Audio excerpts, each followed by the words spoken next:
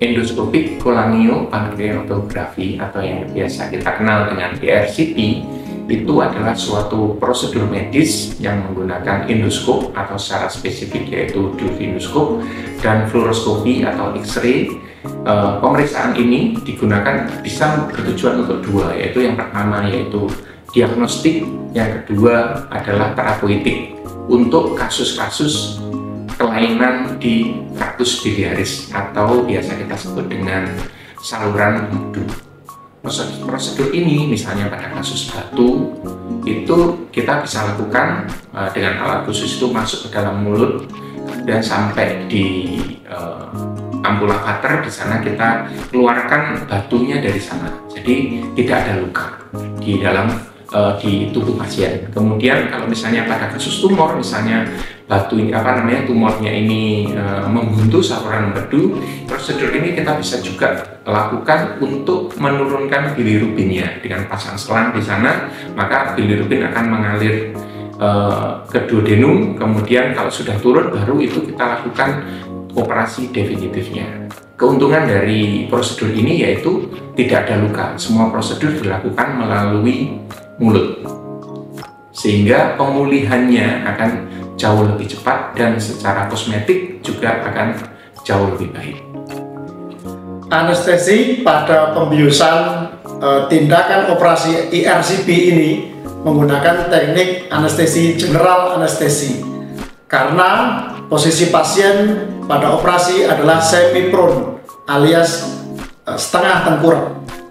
Kemudian dokter bedahnya melakukan tindakan melalui jalan nafas, melalui mulut.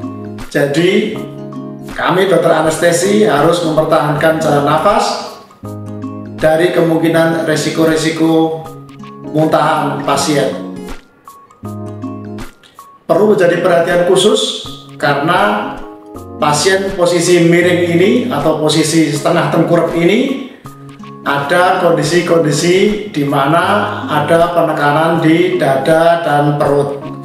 Jadi kita harus benar-benar mempersiapkan pasien ini sebelum dilakukan pembiusan. Pembiusan pada general anestesi untuk pasien ERCP ini diharapkan pasien cepat bangun, resiko-resikonya minimal, kemudian kita bisa menangani nyeri pada pasien ini dengan efektif.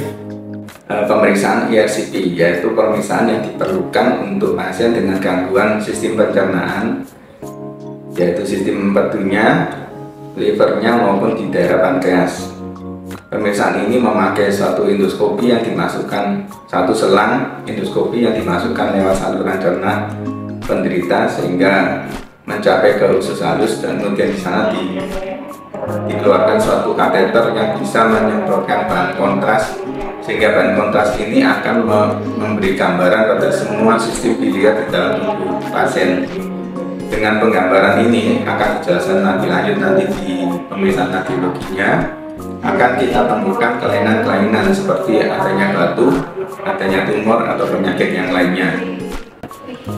Diet atau pola makan bagi pasien-pasien pasca operasi batu empedu sebaiknya diberikan dengan diet tinggi kalori dan tinggi protein. Dengan porsi yang kecil tapi diberikan lebih sering.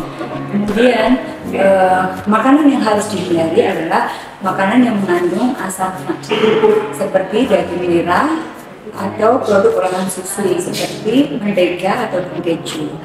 Makanan yang cepat saji juga sebaiknya harus dihindari.